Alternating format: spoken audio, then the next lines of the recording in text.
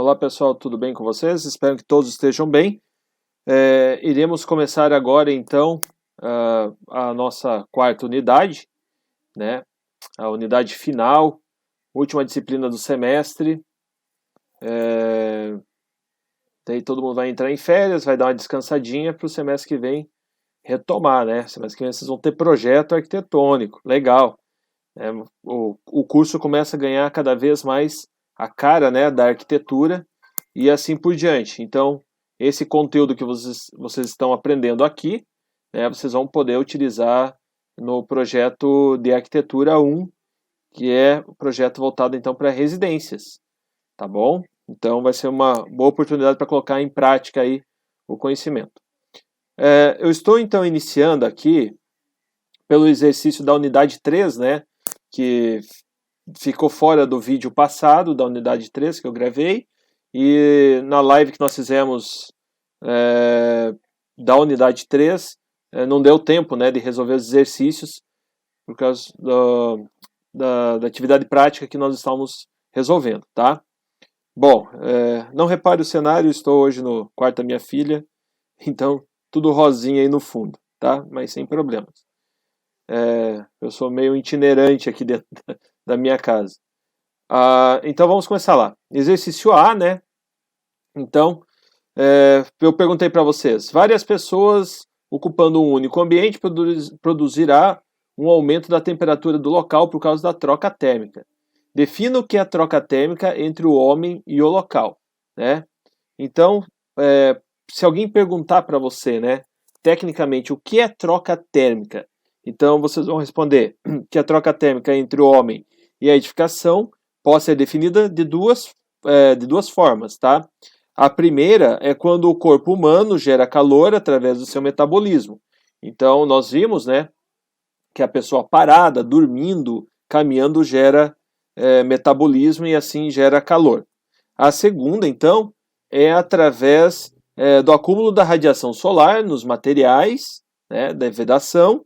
Então, as paredes, né, que são ensolaradas aí durante o dia, e nós vamos ver também daqui a pouco no conteúdo, tá? A inércia, né? E isso vai ser transferido depois para o lado de dentro. Então, a segunda é através do acúmulo da radiação solar nos materiais de vedação de uma edificação e sendo transmitida para o seu interior, tá? Aí a questão B.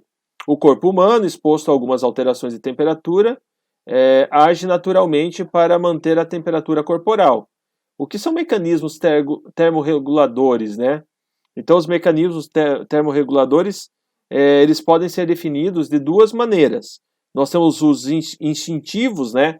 Que são a fricção da mão, se contrair quando nós estamos com frio, tá? Aí tem a questão do arrepio, né? Que é para fechar os poros, ou então a diminuição das veias, né, superficiais, e a dilatação das veias dos órgãos vitais. Então isso é instintivo.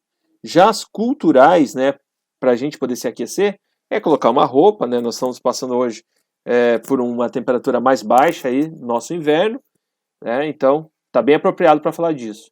E também acender uma lareira, ficar perto da churrasqueira e assim por diante, tá? Essa é a cultural.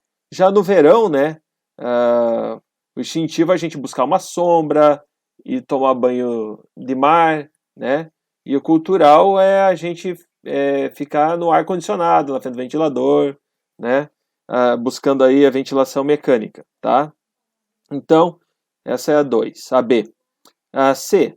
Utilizamos os índices de conforto para calcular o nível de conforto térmico em uma edificação ou ambiente interno.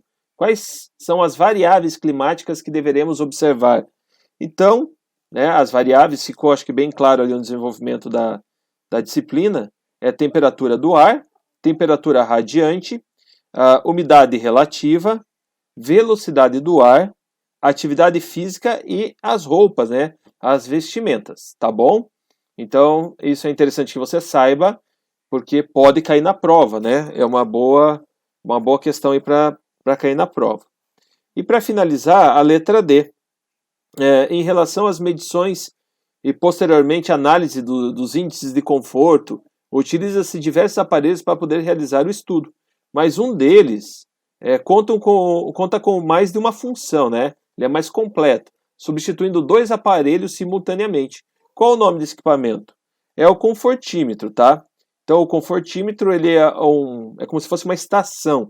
Ele tem vários sensores, ele consegue fazer várias leituras simultaneamente e através de um computador, né, esses dados são traduzidos para nós e nós podemos utilizar então essas informações para aplicar aí nas nossas edificações, né, nossos projetos, tá bom?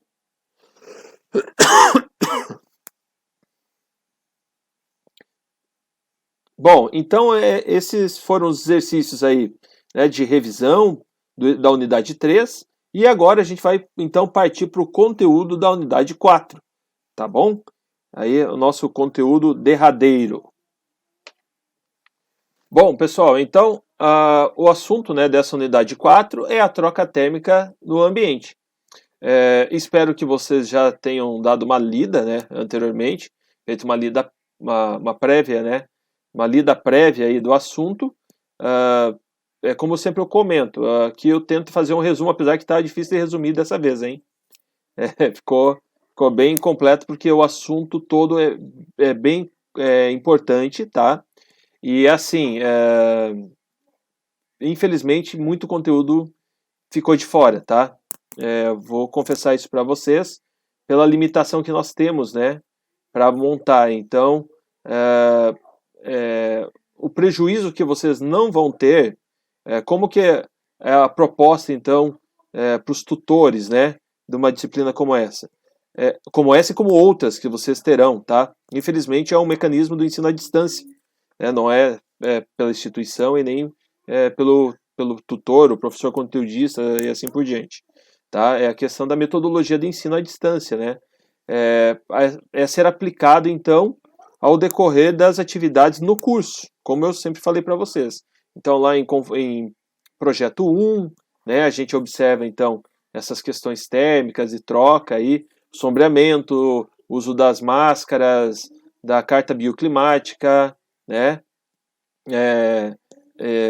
A rosa dos ventos, né, para saber a ventilação e assim por diante. Então, a gente vai fazer essa compensação aí durante o curso, tá bom?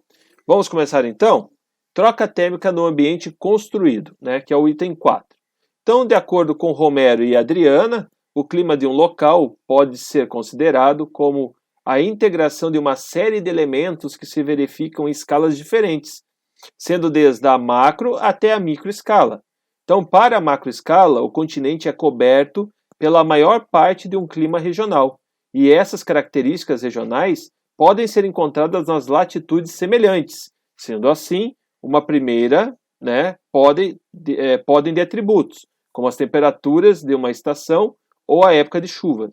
Então é comum, né, a gente visualizar essa questão do clima, né, também por ser macro, tá? Macro escala, né? Como a gente viu lá na unidade 1, sobre o clima por regiões, né, do país, tá? Então, a gente tem 6 climas, né? Praticamente um para cada região, mas nós temos que lembrar que o clima, o tropical, ele atravessa todo o país. Então, após o atributo do clima em latitudes semelhantes, possuímos o clima regional, determinado por fatores que possam qualificá-lo pelos efeitos das topografias locais e pelas modificações introduzidas por um edifício ou um grupo de edificações, tá? Aí a questão da topografia, a gente vai ver mais à frente que os morros, né, até eu utilizei ali no caderno o exemplo da cidade de Blumenau, eles servem como uma barreira, né, para o vento. Então, Blumenau é uma cidade um pouco mais quente, né, como o Rio do Sul, entre outras. Então, o clima regional é detalhado através das propriedades de uma escala real, ou de escalas reais, principalmente sobre os efeitos no conforto humano e tendo atenção como medida para diversos índices bioteorológicos, tá? Então, quando alterada a escala do clima regional por fatores topográficos a uma escala de macroclima, incluindo o urbano, pode definir o clima do entorno próximo, né? Então, esse clima aí urbano, esse macroclima, essas topografias influencia aí no entorno próximo também. Então, esse entorno também é definido pelas modificações de todas as variáveis meteorológicas, né? O que são as variáveis meteorológicas? Desde a temperatura, a chuva, né? Seca e assim por diante. Então, a influência do ambiente construído também, né? Aí tem uma discussão em que de diversos estudiosos, né, cientistas, agora fugiu a palavra, ambientalistas, né, que defendem a teoria que as cidades, né, o mecanismo da cidade de funcionamento de uma cidade, ela interfere aí no clima.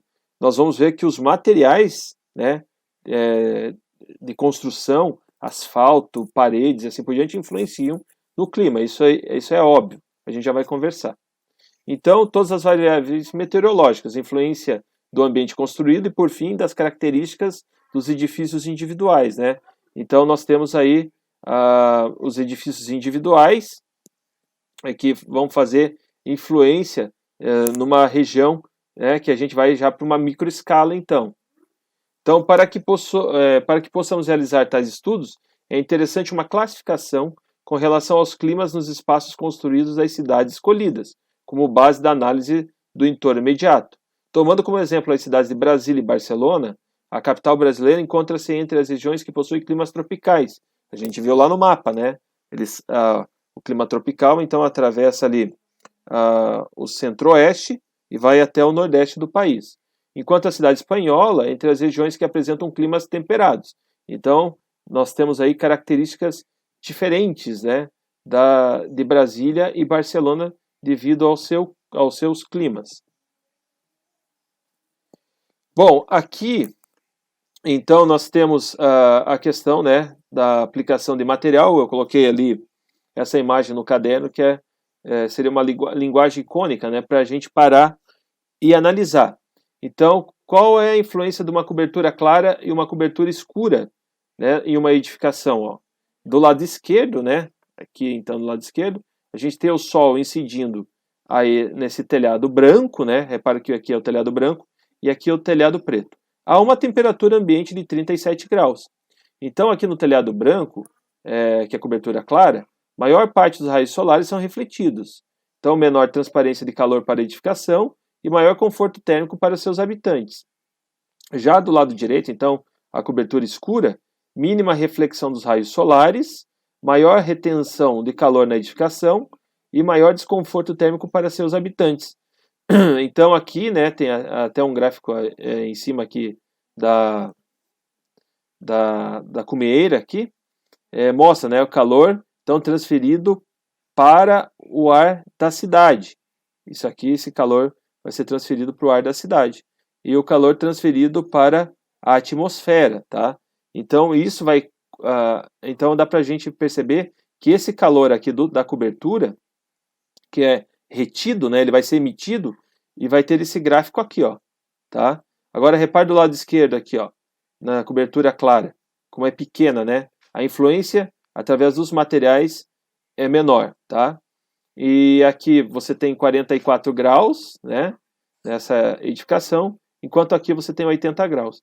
Assim, um exemplo bem prático que eu dou é referente aos pinguins, né? Então, os pinguins estão no inverno, eles têm as costas da cor preta, né? Então, eles ficam de costas para o sol, que é para receber insolação, e vai acontecer exatamente o que acontece no telhado escuro. Ele vai segurar essa energia, né? Essa radiação solar, tá? Então, se você vai construir uma casa lá em Fortaleza, no Ceará, você vai colocar um telhado claro. Se você vai construir uma casa em Lages, na Serra Catarinense aqui, vamos colocar uma cor escura no telhado, beleza? Para transmitir mais calor para dentro, então, da edificação. Então, 4.1, clima urbano. Diferentemente do clima de uma região, o clima urbano surge como uma exceção, pois este é influenciado diretamente pelos materiais que compõem as edificações e ruas, sendo muito diferente das superfícies não construídas, como nós vimos aqui na imagem icônica, né? Então, os materiais vão dar um feedback aí da radiação solar para o ambiente. Os materiais utilizados nas construções urbanas contam com uma capacidade térmica mais elevada que os materiais naturais, localizados no entorno. Outra característica apresentada pelas superfícies dos materiais urbanos é o aspecto rugoso, diferente das superfícies não construídas, que dessa maneira aumenta na fricção entre o vento e a superfície, né? Então, quando você tem material rugoso, a ação do vento ele é menos eficaz, tá? Quando você tem superfícies mais lisas, o vento ele vai bater ali e vai levar aquele calor, vai fazer dissipar essa energia, né? Então, autores como Ock e Moreno defendem que a influência da atmosfera em 3 camadas, tá? A influência urbana, a camada de cobertura urbana e a pluma urbana. Então, segundo Romero, a camada de influência urbana é a primeira criada em consequência do deslocamento do ar através de uma superfície rugosa e rígida e da elevação convectiva, né, das bolhas de ar, sendo também a camada mais próxima da superfície e recebe toda a sua influência térmica.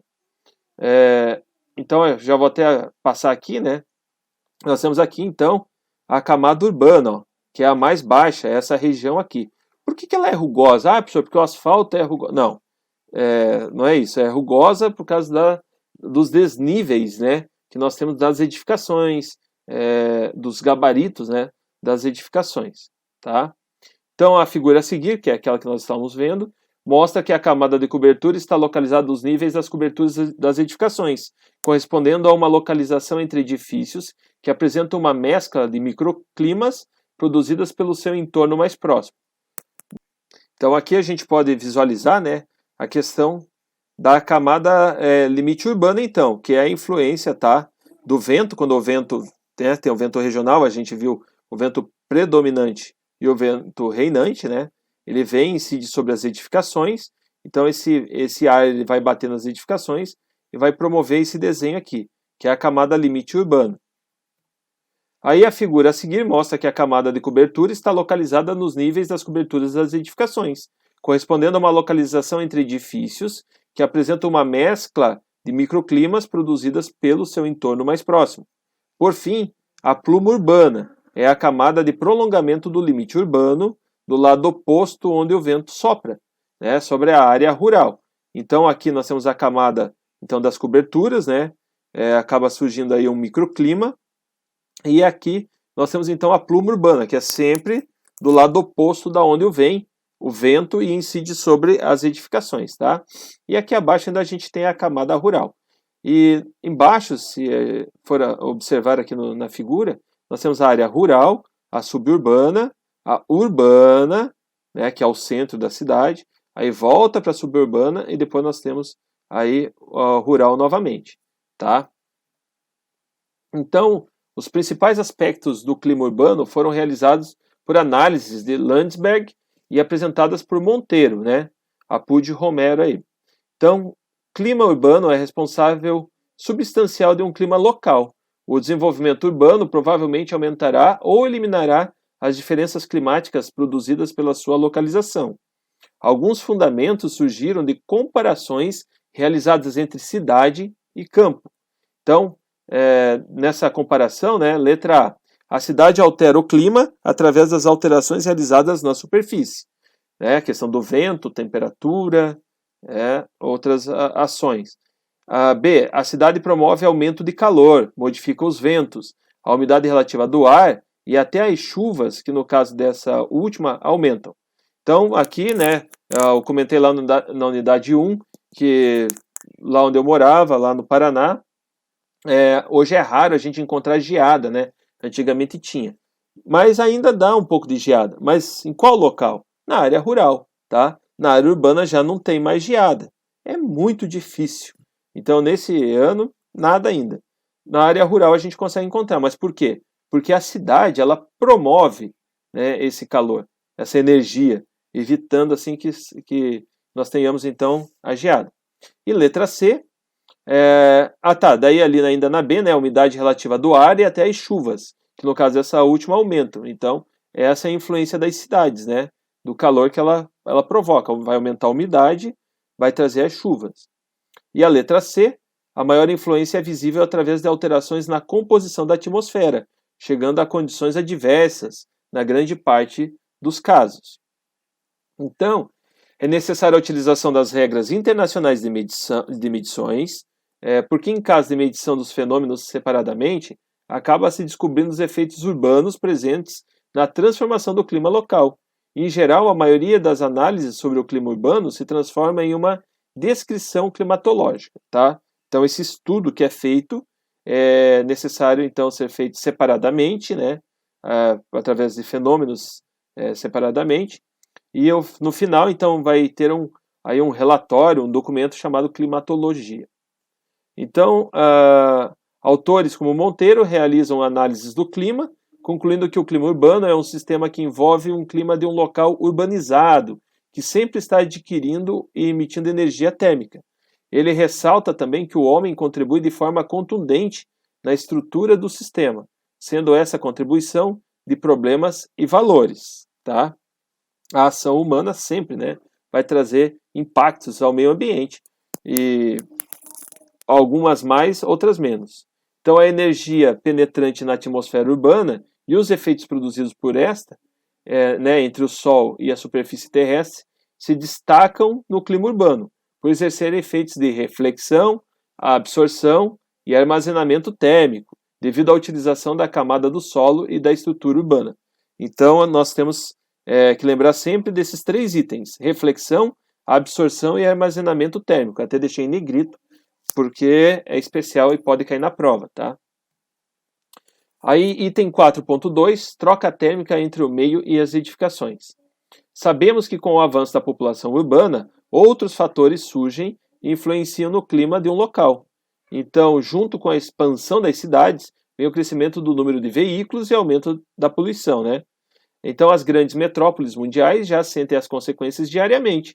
São Paulo, né, nós nem precisamos comentar. Tem aquela nuvem, parece que vai chover, está nublado. Não, é poluição. Ainda com relação à expansão urbana, os materiais das edificações também contribuem para a alteração do clima, ainda mais quando utilizado materiais refletivos em fachadas e coberturas, que é o que nós acabamos de ver naquela imagem icônica, né, do telhado claro e escuro, tá? Então, todo o material apresenta a sua propriedade térmica e é isso que será visto, então, no próximo item. 4.2.1, propriedade térmica dos materiais. O calor produz uma influência de extrema importância sobre o controle dos materiais, tornando-se assim a principal característica. Quanto maior a conservação do calor por parte do material, mais lenta será a troca térmica. Então, olha só, quanto mais esse material segurar, né, reter o calor, mais lenta vai ser a troca térmica, é óbvio, né? Então, pode-se afirmar que o ar parado é um dos melhores isolantes térmicos. Não tem vento, então não vai levar essa energia, né, esse calor para outros locais. Então, auxiliando assim os materiais menos espessos, tá? Então, as paredes mais finas, né? Os drywalls, talvez uma alvenaria um pouco mais fina, né? Então, ela sente um impacto maior. Então, que apresentam menos troca térmica e são mais leves. De outro modo, os materiais pesados, né? Aí os blocos de concreto, paredes de concreto, apresentam grande diferença térmica entre o interior e o exterior. Claro, né? O calor para passar vai ser muito mais difícil. Se você pegar um papelão e uma parede de concreto, você vai ver que no papelão vai ser muito mais fácil, né, passar o calor. Já numa parede de concreto aí com 30, 40 centímetros de espessura, não vai passar. Por isso que algumas edificações são extremamente geladas, né? Vamos pegar essas igrejas mais antigas aqui da região. Tem a igreja da Barra, tem a igreja lá de Porto Belo, em Penha também tem uma igreja histórica. Qual que é a largura daquelas paredes? Tem quase 1 metro de espessura. Então, se você for num dia de verão lá dentro, vai ser bem agradável. Já no inverno, né, vai ser, principalmente no final do dia, pode ser muito desagradável, pode ser muito frio. Então, observando as condições climáticas, podemos utilizar um variado comportamento dos materiais em relação à ação solar e térmica. No sul do Brasil, por exemplo, onde as temperaturas no inverno chegam próximos e até ultrapassam o 0 grau, hoje em Cascavel deu 3, né? É importante a utilização das superfícies que durante o período claro do dia recebem a radiação solar, mas esses devem ser pouco refletivos. Então, em cidades mais frias, né, ali na Serra Gaúcha, eu não vi quanto que deu na Serra Gaúcha e nem na Serra Catarinense, mas com certeza passou fácil, né, do negativo, por causa do frio. Então já as regiões norte e nordeste do Brasil, que possuem altas temperaturas, praticamente durante o ano todo, é interessante o uso de materiais refletivos, para que os mesmos não absorvam a radiação solar e mantendo assim a habitabilidade do local, né? Então, a questão da cobertura, né, que nós vimos lá, é um dos exemplos. Outras técnicas, por exemplo, no sul, não ter sombreamento. Então, é muito fácil nós encontrarmos ali na Serra Catarinense, Serra Gaúcha, casas que não têm árvore próximas, né? Num campo, num local aberto. Por quê? Para receber radiação solar o dia inteiro e para esse material, então a parede de madeira, né, fazer uma boa condução térmica para o interior da edificação. Isso no inverno. No verão, né, vai produzir calor também em excesso dentro dessa residência. Então aqui eu coloquei uma tabela para vocês no caderno, né? E apresento aqui de novo. Então, com os diferentes tipos de materiais, né? E o comportamento, então, aí de cada um deles, tá? Em relação à emissão térmica. Então, nós temos aqui do lado esquerdo, né? A superfície, aí a quantidade de reflexibilidade, né? Da radiação solar. Aqui está em porcentagem. Aqui nós temos a radiação térmica. E a emissividade, né, quanto que emite, então, de radiação térmica, quantos por cento. Então, vamos pegar aqui o primeiro exemplo, né, a prata brilhante aqui, a prata. Então, vai refletir 93% da radiação solar, vai ter a radiação térmica de 98% e vai, então, emitir só 2% disso, não vai absorver quase nada, tá? Mas se a gente pegar aqui, ó, uma madeira clara, nós vamos ter 40% de reflexo, né, da radiação solar, nós vamos ter aí 5 da radiação térmica e 95 de absorção. Então, né, dependendo da onde você vai utilizar, em qual região do país, né, essa madeira clara pode contribuir ou piorar a situação aí da casa, beleza? E assim por diante. Então, nós temos aqui diversos tipos de materiais. Então, outra característica apresentada pelas edificações nos centros urbanos é a cor das paredes dos edifícios, influenciando diretamente a luz natural das ruas. Olha só, quanto mais claro, né, a cor nas paredes, mais essas cores vão refletir a luz e vai ajudar, inclusive, na iluminação aí natural das ruas, tá? E também vai contribuir com o conforto térmico das edificações. Então, é fácil a gente encontrar um edifício aqui com paredes na cor preta? Raríssimo, né? É muito difícil, tá? Eu conheço alguns, não aqui em Balneário, em outras cidades, mas é muito raro. Então, pela característica aqui da região, né, litoral de Santa Catarina, de ter mais dias quentes do que dias frios, então as edificações tendem a ter cor clara. Então, isso se agrava em relação às edificações construídas com peles de vidro. Pessoal aí, meus alunos que vendem vidro aí, né, são belíssimos, mas para a questão térmica, nós temos que ter bastante cuidado, apesar, né, que hoje os vidros estão sendo tratados com películas e assim por diante. Então, os detalhes de fachadas e as vegetações produzem brilho nas ruas, criando assim pontos de ofuscamento para pedestres, motoristas e até mesmo nas edificações do entorno.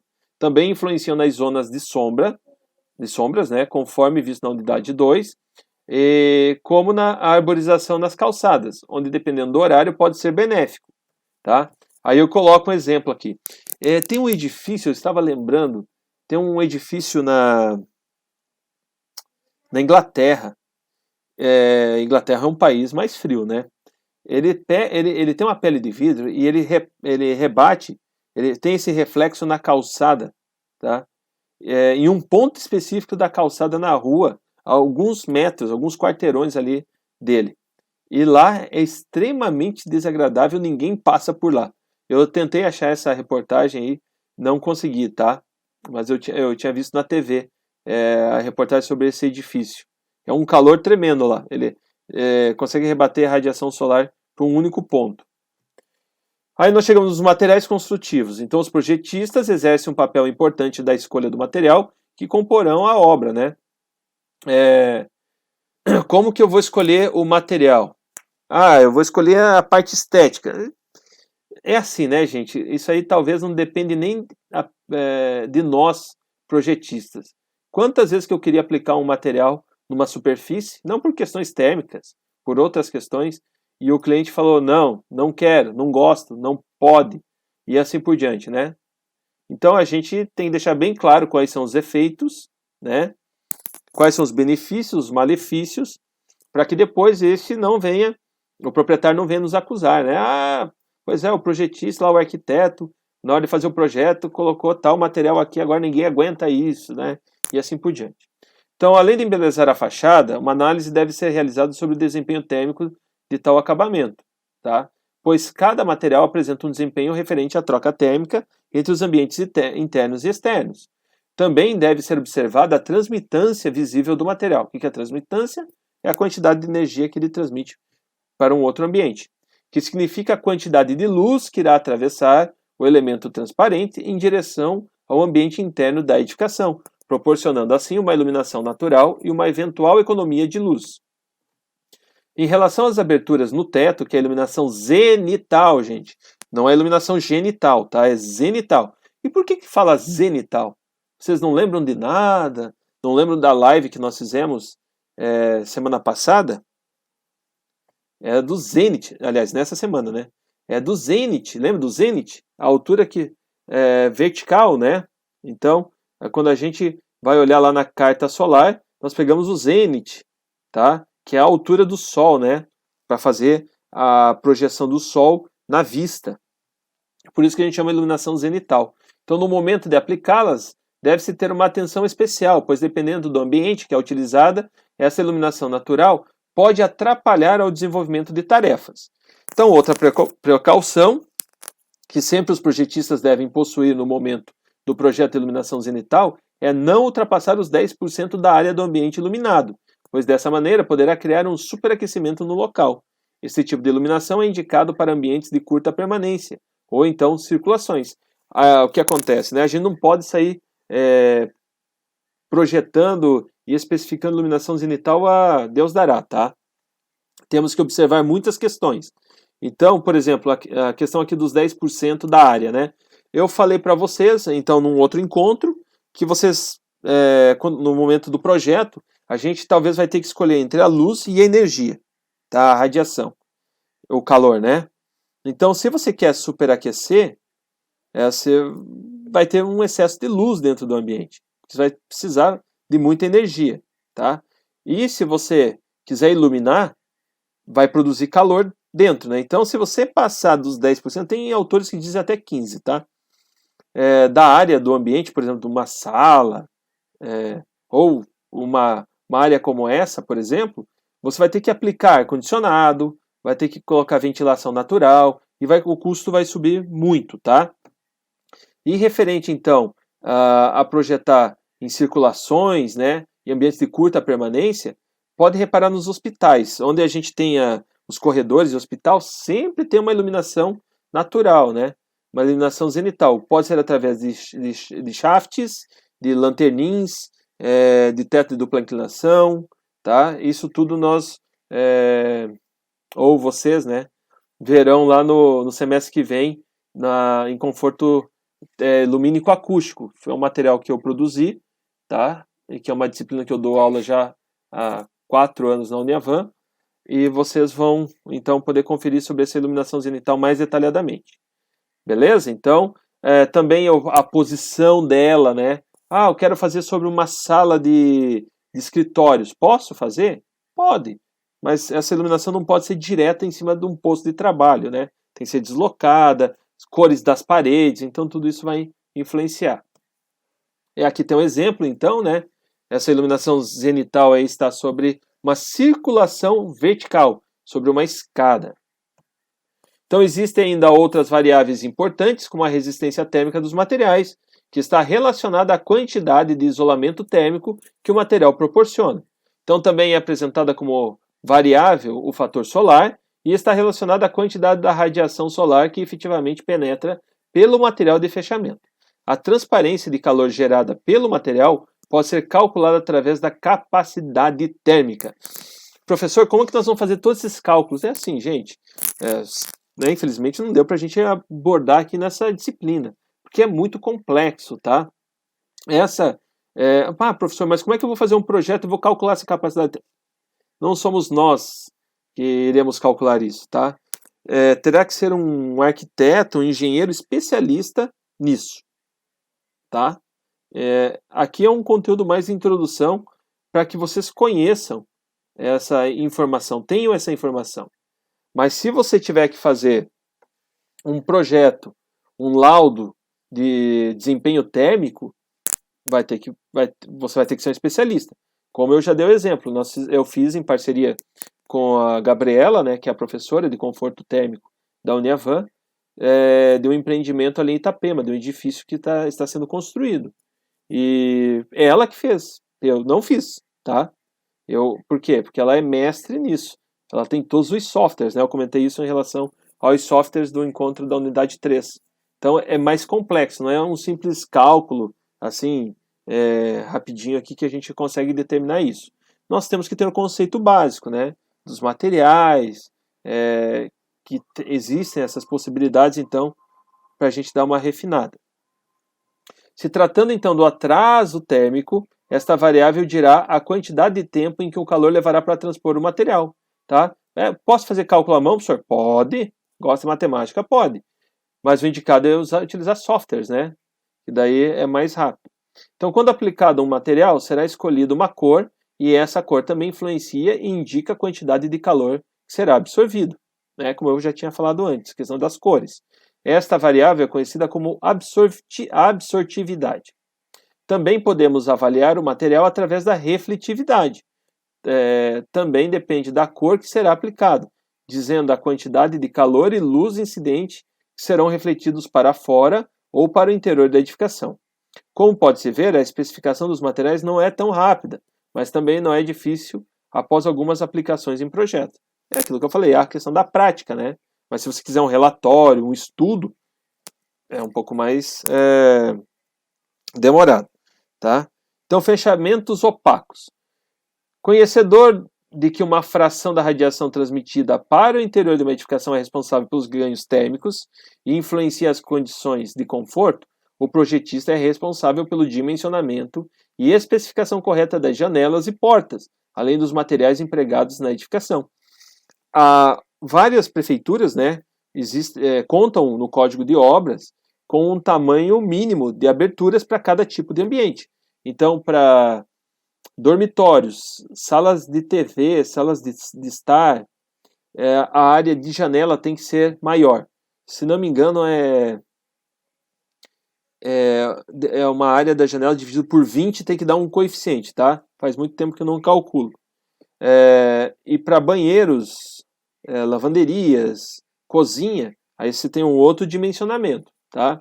Então, as prefeituras que fazem hoje a aprovação, né, pela internet, é uma prova fácil, só analisa a planta de situação e localização, a implantação e a situação, não analisa mais isso. Isso aí vai ser analisado, o tamanho da abertura, lá na vistoria no ABITSE. Se tiver errado, né, vai ter que demolir, tá bom? Já prefeituras como Camboriú, Bombinhas, outras cidades, acho que Porto Belo também, Itajaí está mais ou menos, já analisam isso, tá? Antes. Então eu trago para vocês aqui, ó, uma imagem de um exemplo de fechamento opaco. Que é isso, professor? Isso daí são aqueles postos de luz, né? Que são colocados no interior de uma residência para ter uma iluminação zenital, olha só. Faz um jardim de inverno, né? Você pode criar alguns ambientes ali, algumas situações. Então, o que acontece aqui? Foi aplicado um policarbonato, né, leitoso, um branco leitoso, que pela imagem dá para perceber também que não era um dia ensolarado, né, foi feita essa imagem, mas deve ser um local que deve receber muita incidência solar, tá? E quando essa luz ela bate nesse policarbonato aí, vai passar uma quantidade de luz, tá? Mas bem inferior do que seria sem ele, ou se fosse transparente, tá? Então, para os fechamentos com materiais opacos, a transmissão de calor só acontece quando há uma diferença térmica entre as superfícies internas e externas, sendo que o calor seguirá sempre da superfície mais quente para a mais fria. Então, sempre, se lá fora está mais quente do que lá dentro, então vai passar de fora para dentro. Se dentro está mais quente do que fora, será de dentro para fora. Imaginando um cenário de que a temperatura do ar do lado de fora é mais quente que a interna, como acontece no verão, a alta da temperatura da superfície externa do fechamento induz a uma diferença entre essa superfície com a interna, que é considerada então a troca de calor. Tá? Então podemos encontrar também os materiais que possuem a função de isolantes térmicos, como a cortiça, isopor, lã de vidro e o concreto celular. Os mesmos possuem baixa densidade e boa capacidade para reduzir a transferência de calor, por ser um material poroso e o ar ficar parado dentro do material. Outra característica importante dos materiais de fechamento opaco é a inércia térmica. Esses materiais absorvem o calor de ambas as faces, o que influencia é onde o ar apresenta maior temperatura. Outra característica do material de fechamento que irá influenciar em seu desempenho é a cor, aumentando consideravelmente a temperatura se essa face estiver voltada ao sol. Né? Então uma cor preta aí, uma parede de cor preta voltada para o sol da tarde vai aquecer muito a edificação. Tá? Aí aqui nós temos a questão da inércia térmica, né? Esse exemplo então, né, do Sol aqui durante o dia, transmitindo então para a temperatura interna, né? Esse material aqui, ele vai receber durante o dia todo esse material, né, pela sua espessura, e durante a noite então ele vai transmitir, né? Ele vai estar transmitindo essa quantidade de calor e deixando aí o ambiente agradável, né, se for a questão, tá? Vocês podem ver nesses gráficos aqui como ele inverte, né? Ele é inverso, ó, tá? A temperatura externa e a temperatura interna. Então, é aquilo que nós vimos, a questão da espessura do material. Se você quer que essa transmissão seja mais rápida ou mais lenta, né, vai depender muito da espessura, do tipo do material que você está utilizando. Então, quando o material apresenta uma maior inércia térmica, significa que ele retém mais o calor, sendo enviado para o interior da edificação quando for necessário. Cidades como Curitiba, por exemplo, podem apresentar alta temperatura durante o dia e baixa no período da noite. Portanto, é indicado o uso de materiais com alto índice de inércia térmica para o aquecimento dos ambientes durante a noite. Olha só, né? É um belo exemplo, Curitiba. Inclusive, eu fui cortar o cabelo esses dias, não sei se vocês repararam, né? Aí eu estava conversando lá com o barbeiro, é o mesmo salão, mas nunca cortei com ele. Ele falou que é paranaense também de Curitiba, e nós estávamos conversando sobre o clima. Ele falou: nós temos uma estação do ano, tem todas as estações do ano, em um dia só, né? Em Curitiba. Fechamentos transparentes. Então, os fechamentos com materiais transparentes ou translúcidos, como o da figura 35, a gente já vai ver, são considerados os maiores responsáveis por trocas térmicas em uma edificação, podendo ser por aberturas tanto verticais quanto horizontais, como janelas e clarabóias, respectivamente. Então, aqui eu trouxe um exemplo, essa belíssima imagem aí, retratada foi por mim, tá torta, mas foi por causa da posição, tá? Esse aqui é o Instituto Tomio Otaki, lá de São Paulo, não sei se vocês conhecem, tá? Esse Instituto Tomio Otaki é da mãe de um grande arquiteto brasileiro chamado Rui Otaki. Então, vocês, para quem não conhece, pode fazer uma pesquisa aí na internet. Rui Otaki. Ele fez o projeto de um hotel, né, que é uma meia-lua, como se fosse um pedaço de melancia, assim. Esse prédio onde tem esse instituto, ele tem o instituto embaixo e em cima tem uma torre, né, comercial, que é todo de placas de ACM vermelha com azul, é lindíssimo. Ele tem vários projetos belíssimos no Brasil, tá? Piscina vermelha, agora esqueci o nome do hotel, que é esse hotel. Ele fez o projeto lá de uma piscina vermelha. Foi a primeira piscina vermelha que eu vi, tá? E depois eu acabei projetando piscina vermelha também. Então aqui, né, deixa eu comentar a imagem. Aqui eu coloquei essa foto porque a gente consegue ver muito bem a claridade que esse material translúcido, né, ele deixa penetrar aqui no ambiente. Você pode perceber que nem tem luminária, tá? Ah, professor, não, tem algumas luminárias aqui em cima para à noite, né? Durante o dia não há necessidade. E esse dia não estava ensolarado, tá? Era um dia que estava com o céu encoberto. Então, veja só como é fantástico e é importante a gente trabalhar, né, com essas aberturas, então. Então, com os fechamentos transparentes, podem ocorrer 3 fatores básicos de trocas térmicas, sendo o primeiro a condução, o segundo convecção e o terceiro e o último a radiação. Então, a condução e a convecção se comportam, né, semelhantemente aos fechamentos opacos, mas os transparentes possibilitam controle sobre essa troca de calor, através do sistema de abrir e fechar, como as janelas, né? Então, a janela a gente consegue resolver essa questão da condução e convecção. Então, o que é a condução, né? É você esquentar um material pelo lado de fora e esse material levar para o lado de dentro, tá? Você encostar no material, sentir que o material está quente. Já a convecção é o que ele emite, né? O calor que está sendo emitido. Então, por um material ser transparente ou translúcido, a radiação é o principal fator do processo, por ser transmitido diretamente para o interior do ambiente, né? Então não tem condução, não tem convecção, ele vai direto, tá? Então, com desvantagem desse tipo de fechamento é o controle das parcelas transmitidas e absorvidas que adentram no interior da edificação. Então, não tem como a gente controlar isso, né? É bem complicado.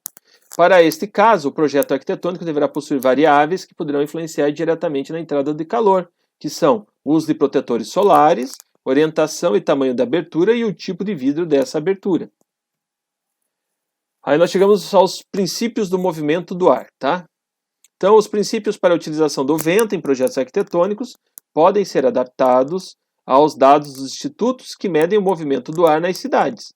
Geralmente, essas informações são geradas em estações localizadas nos aeroportos, sendo possível a compreensão da ventilação local através de simulações em túneis de vento.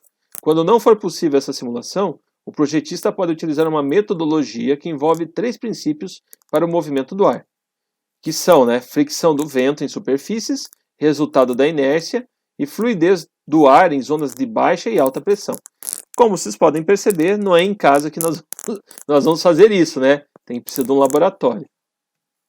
Então, sobre os 3 princípios, o primeiro citado foi a fricção do vento em superfícies. Então, né, a fricção, quando o vento bate nas superfícies. Sabe-se que o vento possui menor fricção próximo à superfície da Terra e que em grandes altitudes da atmosfera. Então, a velocidade diminui pela influência da irregularidade do solo, sendo diferente para cada tipo de solo. As medições realizadas apontam que a velocidade do vento é diferente quando realizadas próximo ao solo do terreno, das medições realizadas em torres, né, nos aeroportos e que são disponibilizadas para as pesquisas. Então, esse é um alerta que eu coloquei para vocês ali, que quando é feita a medição do vento no chão, tá, é bem pior do que quando você faz, bem pior não, é bem diferente quando você faz uma torre. Vamos pegar um exemplo? Né, esse ciclone que deu agora, esses dias aqui. Então, aqui as torres, né, os edifícios sofreram muito mais que quem estava no chão, tá, por diversas questões, barreiras arquitetônicas, topografia, rugosidade e assim por diante. Então, olha, cidades como Blumenau, né, que estão localizadas em vales, são rodeadas por morro e assim apresentam uma alteração climática durante o verão, pois os mesmos servem de barreiras naturais. Então, eu já morei em Blumenau, porque eu comecei a fazer arquitetura lá, e para quem já dormiu em Blumenau sem ar-condicionado, meus amiguinhos, olha, é herói, né, no verão, porque a cidade não tem vento, né, os morros, e nem no inverno também. No inverno é bem gostoso, né? Mas no verão é bem complexo, tá?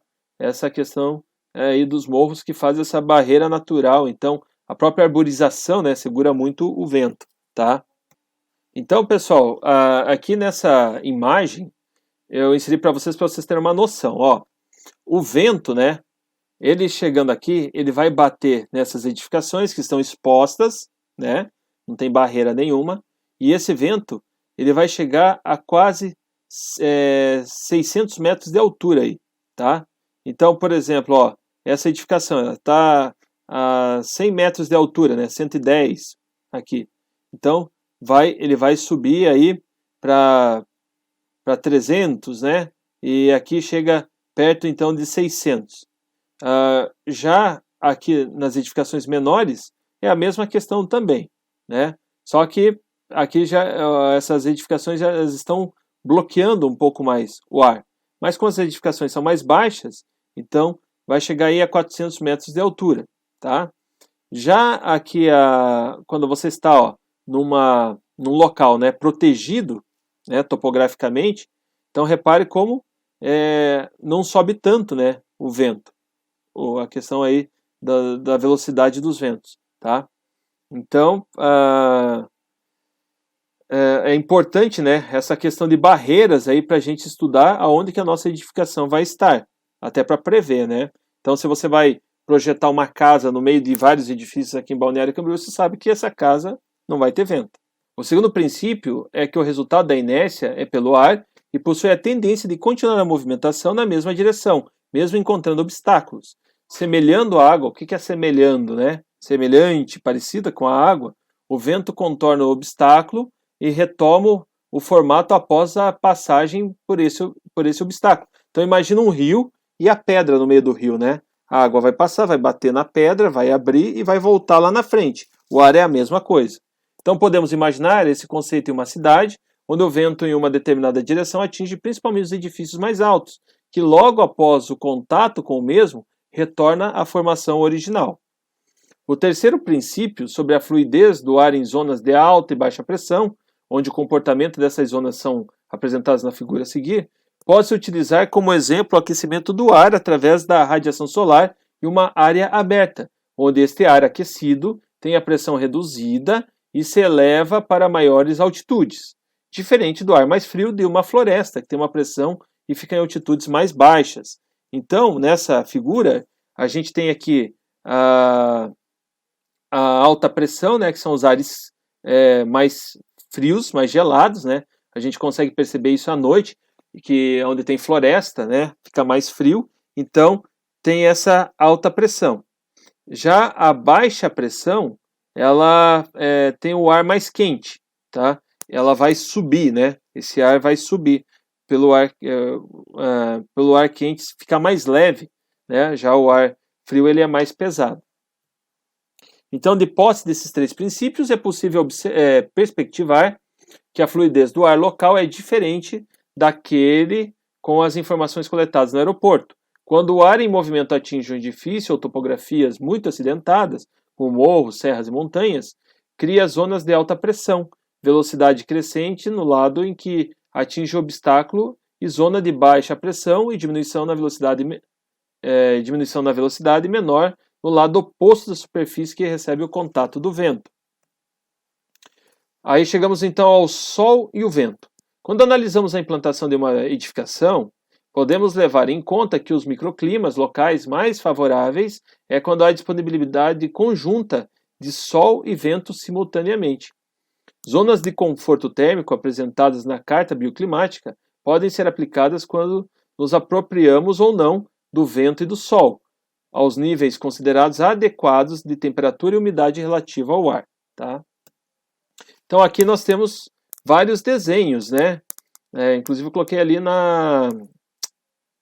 no caderno ali para vocês, no caderno pedagógico. Então essa primeira imagem aqui, nós temos os ventos em janeiro, né? É um estudo que um arquiteto fez para um projeto de uma edificação. Então você tem a edificação aqui, você tem a direção do norte, aqui no cantinho, aí você tem aqui um obstáculo, né?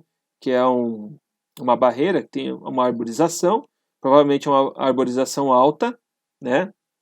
E então, esse vento está vindo nessa direção, que vai bater nessa barreira e vai fazer essa abertura, né? Então, aqui nós temos a questão também da temperatura aqui em cima, ó. 40 graus, 30 graus, 20 graus, tá? Que é a quantidade que vai diminuir, que esse vento vai ter interferência. Aqui já é o vento, ó, esse aqui seria mais ou menos o vento predominante, né? Aqui a gente já tem o vento reinante, e aqui ele trabalha com sombreamento, ó, bem parecido com o que nós fizemos lá, né, na live passada, tá? E aqui é a mesma coisa, e a quantidade de temperatura que vai diminuir nessas zonas sombreadas aí, ó, tá? Então essa metodologia de análise de projeto pode ser realizada antes do início das construções em um local, ou então avaliar posteriormente as construções estarem edificadas, né? Pode-se utilizar como exemplo um complexo de uma determinada indústria para saber qual edifício ficará em uma determinada parte do terreno, pois dependendo da atividade desse setor e as condições climáticas daquele local, não proporcionará o conforto térmico indicado. Então, esses estudos, né, devem ser realizados antes aí da execução da obra, ainda na parte do projeto. Aí sobre a luz. Trabalhando com dados referentes aos níveis de nebulosidade de uma cidade, é possível encontrar as condições de iluminação natural para cada período mensal durante o ano e assim realizar um projeto lumínico, né, adequado. Já vimos durante o estudo dessa disciplina que contamos com 3 classificações do céu para iluminação natural: o encoberto, o claro e parcialmente aberto. Tais classificações exercem papel importante para a análise dos dados e desenvolvimento do projeto. Então é assim, gente, se vocês fizerem uma pesquisa aí, institutos de clima, né, meteorológico, você vai encontrar a quantidade de nebulosidade, de céu aberto, de dias com chuva e assim por diante, em diversas cidades. Então a gente sabe, né, que em Joinville, por exemplo, chove mais durante o ano do que tem dias de sol, tá? Então, pela localização, próximo à serra, né, entre outros fatores ali topográficos.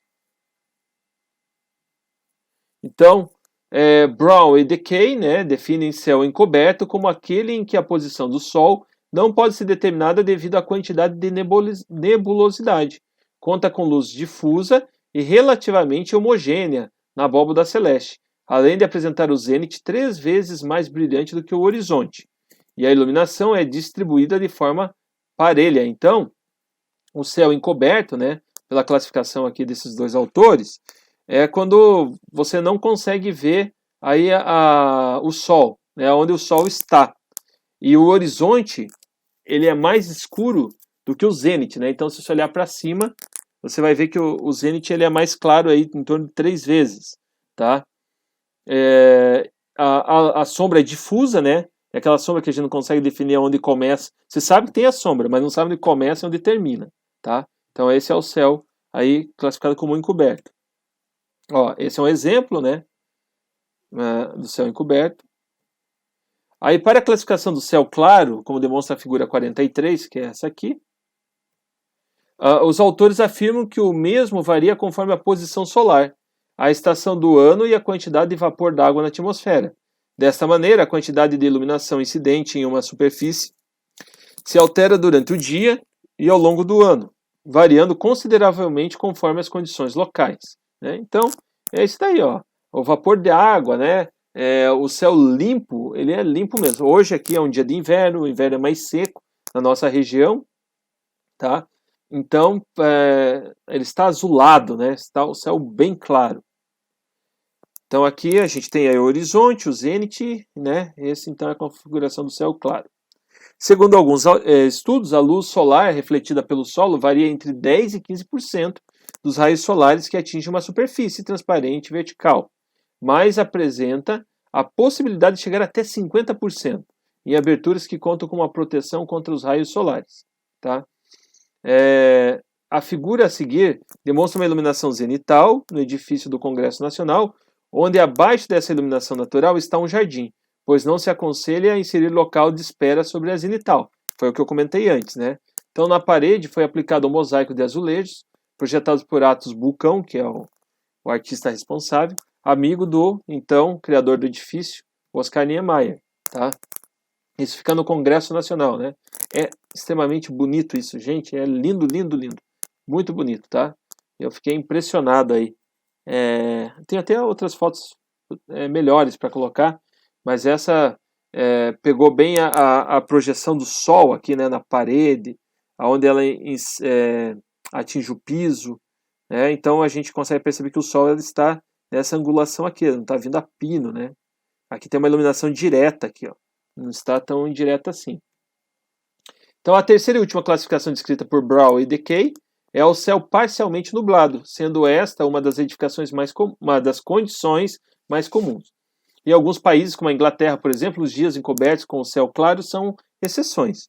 O céu parcialmente nublado apresenta níveis diversos de iluminação em diferentes partes da abóbada celeste, pela influência da cobertura de nuvens que varia conforme o horário. Devido a isso, as estimativas devem ser consideradas como cálculos preliminares. Então, o que quer dizer isso, cálculos preliminares? É que você não pode afirmar nada, tá? Quando você faz um estudo aí com o céu parcialmente nublado, é a pior situação, né? Porque se você levar em consideração o céu nublado, você tem uma uniformidade. O céu claro, você tem uma uniformidade. Agora, com o céu parcialmente nublado, uma hora ele fica com iluminação solar, outra hora não, né? Então fica bem complexo. Então essa aqui é a característica aí do céu parcialmente nublado. Chegamos então ao conforto, já na reta final aí da nossa videoaula, tá? Para análise do nível de conforto dentro de um projeto arquitetônico, é necessária a utilização da carta bioclimática, pois ela representa as principais variáveis climáticas para determinar o nível de conforto para o corpo humano.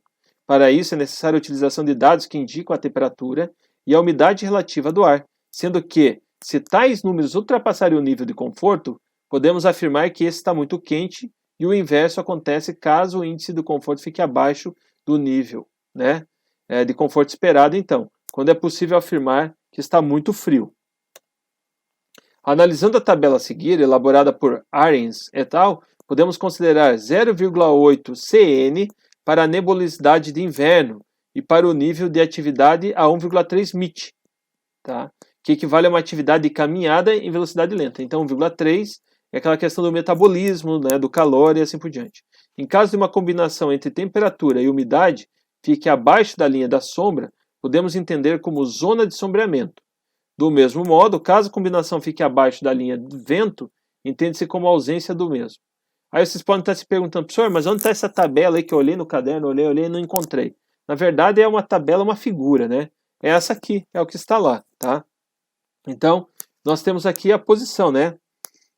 A questão, então, da temperatura em graus Celsius, aqui em Fahrenheit, aí a porcentagem, né? Então, nós temos aqui o ponto A, um ponto B e um ponto C, tá?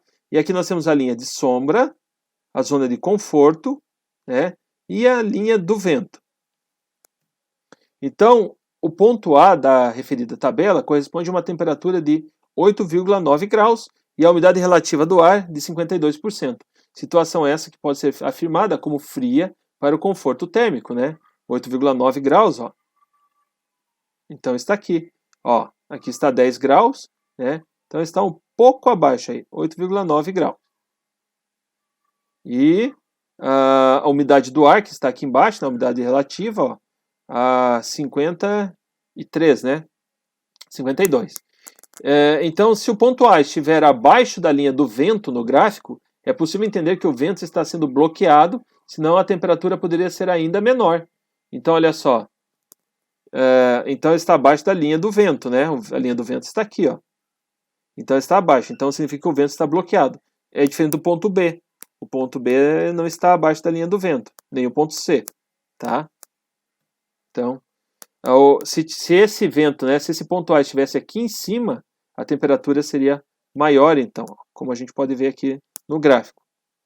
Então, referente ao ponto B, apresenta uma temperatura de 26,6 graus e a umidade relativa do ar de 70%. Caso o indivíduo estivesse localizado na sombra, com o ar se movimentando a uma velocidade de 2 metros por segundo, apresentaria um cenário de conforto, tá? Então, eu já coloquei aqui para facilitar. Então, ó, ponto B, né? Então está aí a 26,6 graus, né? Próximo de 30, tá? O vento aqui, ó, a 2,2 metros por segundo, então essa é a velocidade do vento. E a umidade relativa do ar aí em 70%, né? Então, apresentaria um cenário de conforto. Então, esse ponto B aqui, ele está no cenário de conforto, tá? Aqui, ó, zona de conforto. Vamos voltar aqui, estou me perdendo. Então, sobre o ponto C, está alocado graficamente a uma temperatura do ar de 33,3 graus Celsius e a uma umidade relativa de 15%, que é muito baixa, Brasília, né? Para se enquadrar na zona de conforto. Então, seria necessária a emissão de vapor d'água para umedecer o ambiente. Então, ó, ponto C, está aqui. A umidade relativa do ar muito baixa, 15%, e a 33 graus Celsius, tá? Então, ele está aí acima da linha do vento, né? Mas só que está fora da zona de conforto. Então, no gráfico, né, da figura 46, que é o mesmo que nós estamos vendo, as linhas tracejadas representam a quantidade de água por quilo necessário para umedecer um ambiente considerado seco. A capital federal do Brasil é famosa por apresentar índices parecidos com o ponto C, por estar localizado no Cerro Brasileiro, né? Então, essa linha tracejada aqui é a quantidade de água, então, necessária, tá?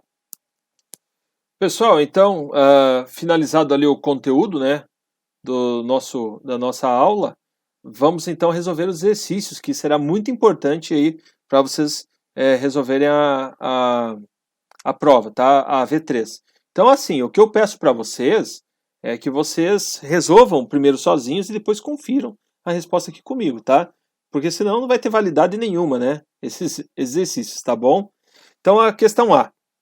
De acordo com Romero e Adriana, o clima de um local pode ser considerado como a integração de uma série de elementos que se verificam em escalas diferentes, sendo desde a macro até a microescala. Descreva o que os autores afirmam sobre a macroescala, né? Então, a microescala é desenvolvida pelas edificações, a influência que as edificações contribuem aqui para a temperatura local. Então, a macroescala ela é a escala do clima regional, né? Como nós vimos então na unidade 1. Aquilo é uma macroescala. Vai ter influências topográficas, né? A questão de latitude, mas a macroescala é definida então por um clima regional e não um clima local. Aí a questão B, sobre o clima urbano, quais são as 3 camadas de influência na atmosfera? Então, a influência urbana, né, é a primeira, a segunda é a camada de cobertura urbana e a terceira é a pluma urbana. Então basta a gente lembrar daquela imagem, né, que nós vimos lá do vento batendo nas edificações, tá? Aí a questão 3. A 3 é referente a um conteúdo em que eu não abordei aqui, tá? Porque para ia ficar muito comprida a nossa aula. Então, mas porque ele é bem prático, né? A gente já conversou também no assunto semelhante a esse lá nas outras unidades, tá? Então, eu acreditei que não haverá problema para vocês entender sobre esse assunto. Caso vocês tenham algum problema, podem me procurar, eu ajudarei vocês então. Mas o 3, né? Ali o C. No momento de realizarmos uma análise solar de um projeto, podemos utilizar um equipamento que simula o circuito solar durante hora e mês. Qual é o nome desse equipamento? É o heliodom. E é uma pena, né, que nós tenhamos, então, tido essa disciplina agora com a pandemia, porque nós temos o heliodom lá na Uniavan e nós poderíamos estar utilizando aí. Mas como eu propus para vocês, vocês poderão, então, utilizar isso no P1, né? Projeto Arquitetônico 1, então, Projeto de Arquitetura 1. A gente pode fazer uma maquete volumétrica da casa de vocês ali e aplicar lá, tá? E, para finalizar, então a letra D, né? Em relação às análises de conforto em um projeto, é considerado os índices como a temperatura em conjunto com a umidade relativa do ar. Então, sempre a temperatura junto com a umidade relativa do ar. Qual é o nome do gráfico que utilizaremos para realizar esta análise? E aqui, né, é muito comum a gente confundir a carta bioclimática, que é a resposta correta, tá, para essa letra D, com a carta solar. Tá? A carta solar foi aquele exercício que nós utilizamos, que nós fizemos na última live ali. Tá bom, pessoal? Então, esse é o exercício aí de revisão da unidade 4. Bom, gente, então, chegamos ao fim aí do nosso caderno, né? Encontro 4. e, consequentemente, também é o fim da nossa disciplina. E também é o fim do semestre, olha só. Quantos fins, né? Mas eu quero desejar para vocês, então, todo sucesso, tá? Nessa prova. Acredito que todos vão aí muito bem, né? Vai ser uma prova tranquila, não vi ela ainda, tá? Faz mais de um ano que eu montei as questões, não lembro o que vai cair, juro mesmo, não recebi ela até o momento. Mas eu quero que vocês façam com tranquilidade a prova, tá? Vou pedir para que evite os Ctrl+Cs, Ctrl+Vs, tá? Quer consultar? Vai, consulta, transcreva com as palavras de vocês, tá bom? Para a gente pra gente evitar aborrecimentos, né? Lembrando que tem um software, né, um aplicativo que faz essa verificação, isso aí é institucionalizado, tá? Então é necessário que eu siga isso.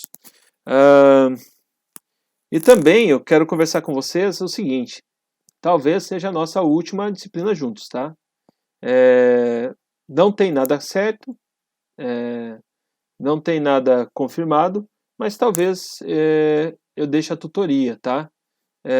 Do curso de vocês, tá bom? Para o próximo semestre.